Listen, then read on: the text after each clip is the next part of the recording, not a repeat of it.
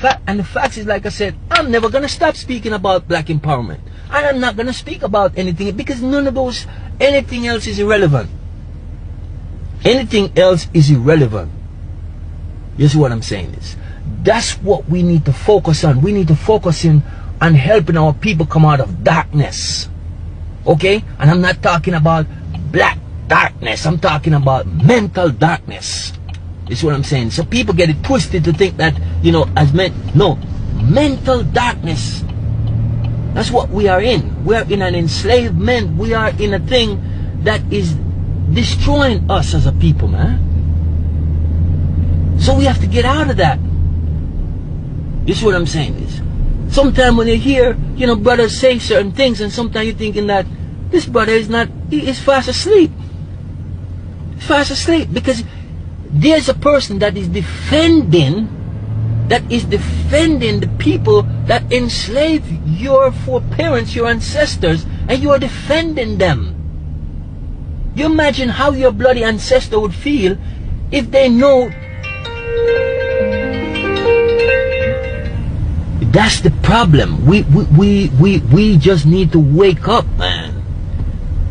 You see, and come into ourselves, because if we don't come into ourselves and realize what's going on, nothing is going to change. Things aren't going to change themselves.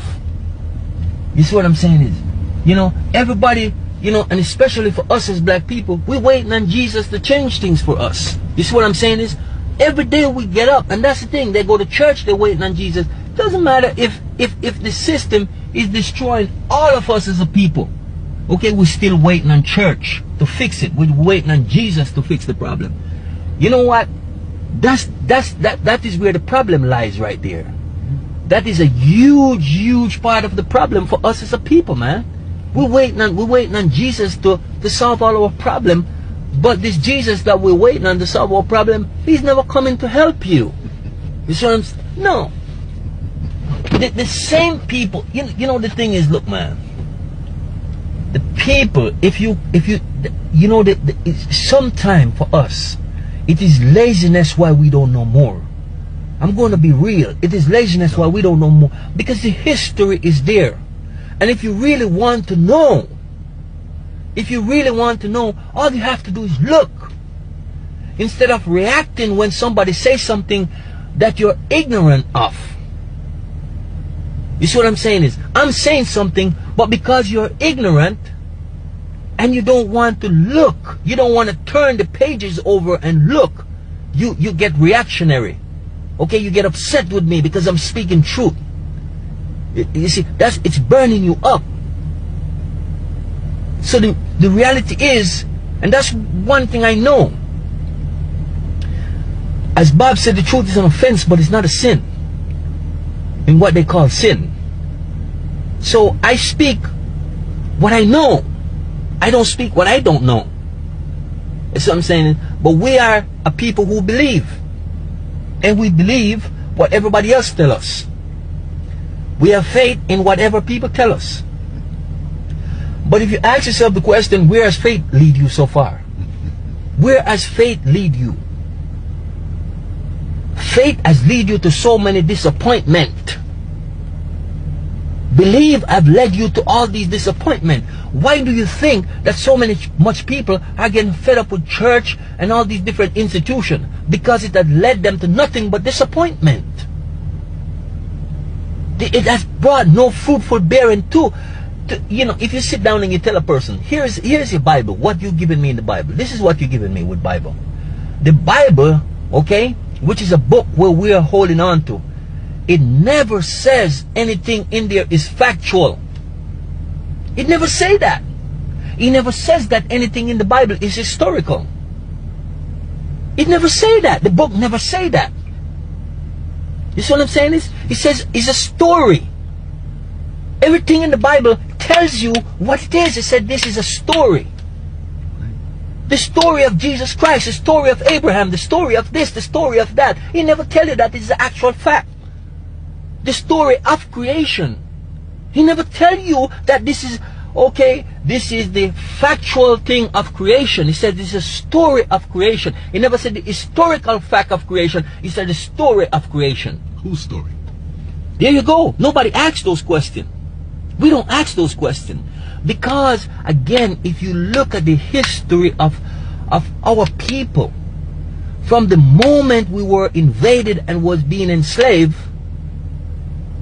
this Jesus was being beaten into us. And if you go to Africa, if you don't believe me or you think I'm a liar, go to Africa, go to Ghana, and you will see the slave castles, and you will see the church right there.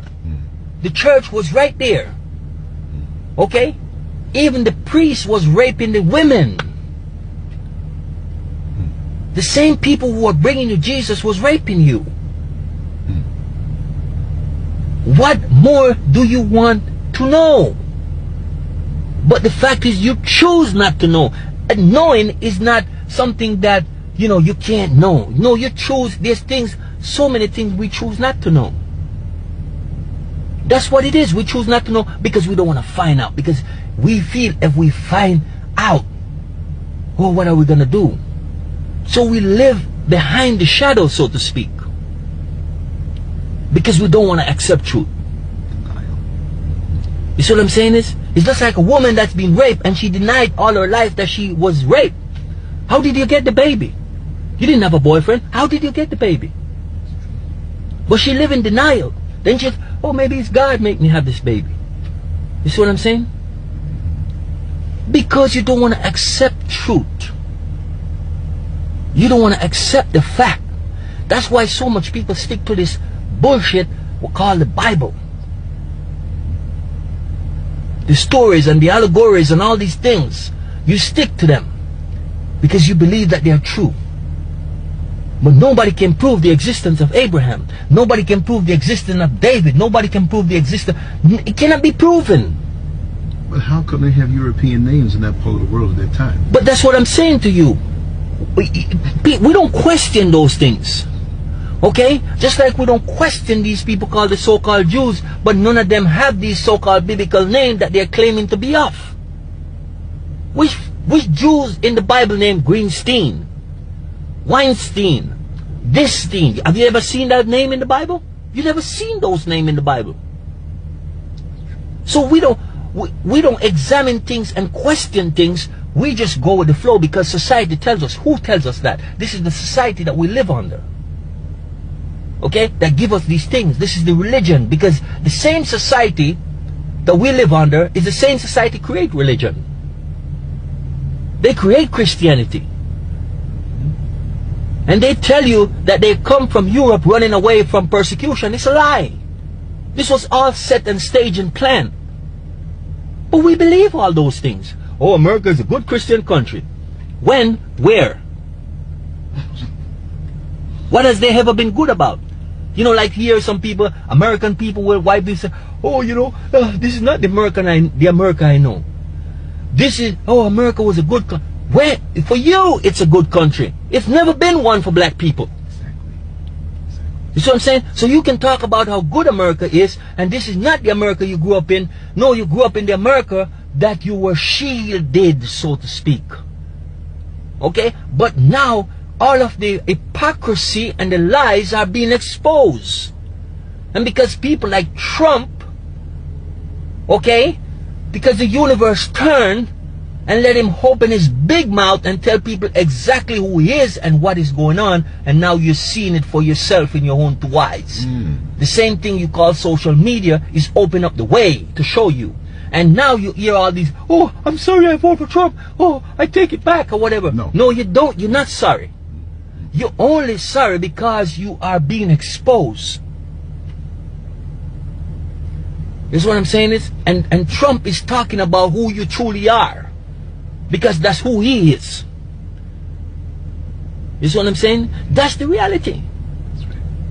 You can't hide from it because it's being exposed. Now is the time of exposure. So change it if you think you can, because you can't. Too late.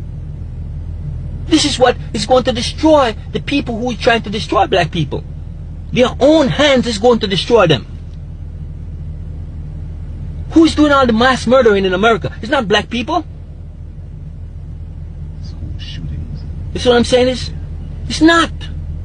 So you're being exposed for who you truly are. You can't hide no more.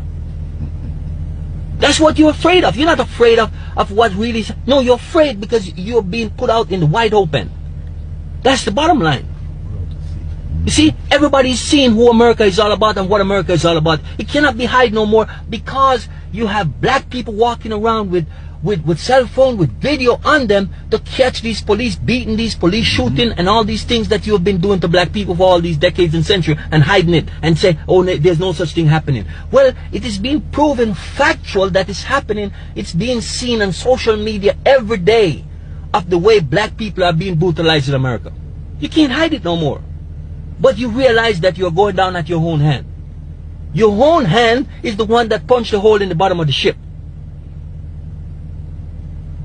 So when our dear brother Malcolm used the word, the chicken has come home to roost, the chicken really has come home to roost.